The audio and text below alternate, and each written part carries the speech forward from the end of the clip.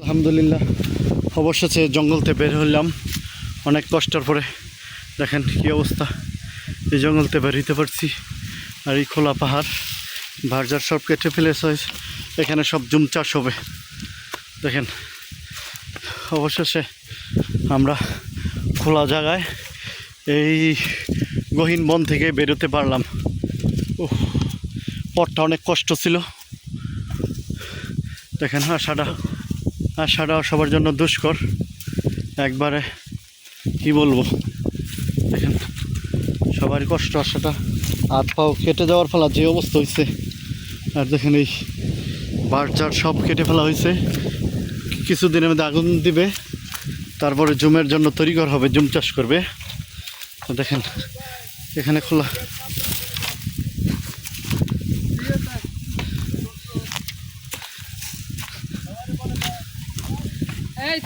সাবধান।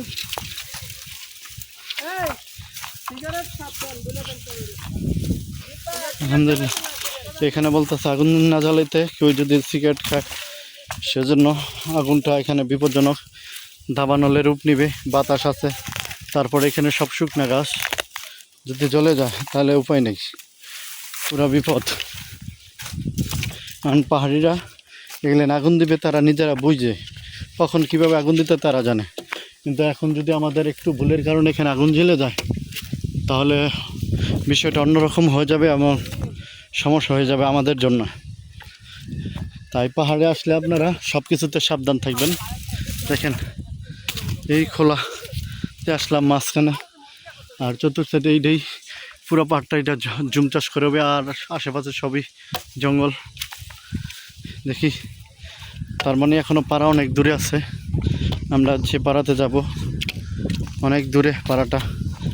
রোদ আমাদের মাথার উপরে, কি বলবো। আমরা আলহামদুলিল্লাহ তারপর আমরা হেঁটে চলেছি। এখন বাতাসের সাথে সাথে রোদের তাপটা অনেক, বলা বাহুল্য। আমাদের লোক আরও অনেকে আটকে আছে, আসতেছে না জঙ্গলের মাঝে, অপেক্ষা করতেছে কয়েকজন। কি বলবো, বলার ভাষা নেই। কারণ পথ ভুলে গেলেই পুরো বিপদ আমাদের জন্য। তো এখন রাস্তা যেহেতু আছে এখন চিনব, কিন্তু এই জঙ্গলের ভিতরে যে অবস্থা, কোনো রাস্তা নেই।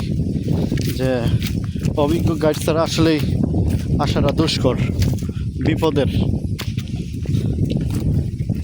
কারণ অনভিজ্ঞ গাইড হলে এখন জঙ্গলের ভিতরে আমরা দিক হারাই ফেলতাম এবং জঙ্গলে আমাদের জন্য বিপদ হয়ে যেত শেষ। যাই হোক আমরা আসতে পেরেছি।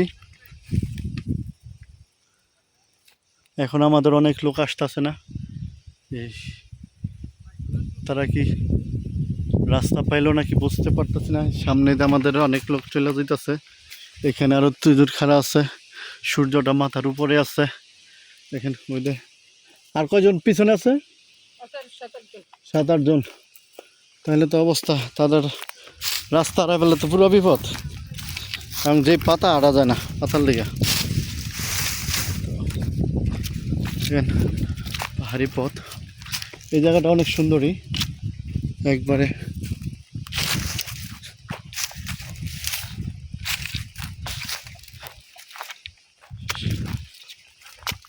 পাড়া যেতে আর কতক্ষণ লাগবে?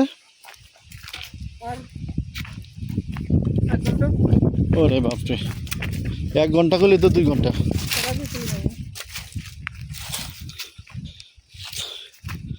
কি বলবো, এই অবস্থা। আবার এখন যাইতাছি খোলা পথ দিয়ে, আবার জানি কখন কি পথ দিয়ে ঢুকতে হয় জানি না। দেখেন গাছপালা সব কেটে ফেলতেছে, কি অবস্থা। জুম চাষের জন্য গাছের দেখেন কোনো ডালপালা নাই, সব কেটে ফেলা হয়েছে। এত গাছপালা পাহাড়ে কাটলে কি চলে, পরিবেশটা ধ্বংসের মধ্যে। যদি বেশি গাছপালা কাটা হয় তাহলে পরিবেশটা একবারে শেষ। এমন পরিবেশ আমাদের, কি বলবো, এত সুন্দর সুন্দর গাছ, এত ছায়াঘেরা গাছ, এগুলো কেটে ফেললে তো আর চলে না। প্রকৃতির ভারসাম্যটা তো রক্ষা করতে হয়। তাই সরকারের উচিত এদিকে দৃষ্টি দেওয়া, যে এইসব গাছপালা না কাটে। দেখেন এত বহু বছর আগে, 500-1000 বছরের আগের যেসব গাছ, এগুলো কেটে ফেলতেছে। এটা তো প্রকৃতির বিরুদ্ধে চলে যেতেছে।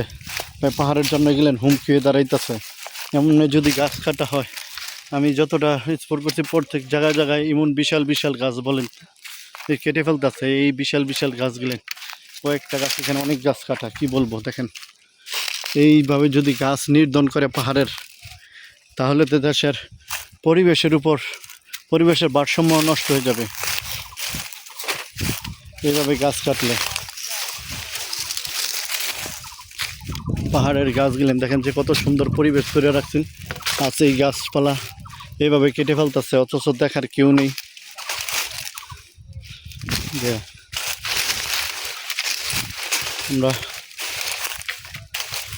আমার নিজের কাছে খারাপ লাগতেছে, এইভাবে গাছপালা গেলেন কেটে ফেলতেছে। তো একটা গাছ বেড়ে উঠতে অনেক বছর সময় লাগে, এমনের একটা গাছ, আর তারা গাছগুলি নির্ধন করতেছে। সরকারের এদিকে উচিত একটু দৃষ্টি রাখা, এবং বাংলাদেশ সেনাবাহিনী এগুলো যাতে দেখে ভালো করে, যে গাছ প্রকৃতির ভারসাম্য রক্ষা করে, পাহাড়ের ভারসাম্য রক্ষা করে। আর এই পাহাড়, প্রত্যেকটা পাহাড়েই দেখলাম যে ধ্বংস করে ফেলতেছে গাছ কেটে। তো দেখেন কি অবস্থা, এইভাবে গাছ কেটে ফেললে পুরা বিপদ, ধ্বংসের পথে। দেখেন এগুলো কাটার পরে, আগা কেটে ফেলার পরে গাছগুলো নেই মারা গেছে। তো সবাই ভালো থাকবেন, সুস্থ থাকবেন, আমার চ্যানেলটা সাবস্ক্রাইব করে দেবেন। আল্লাহ হাফেজ।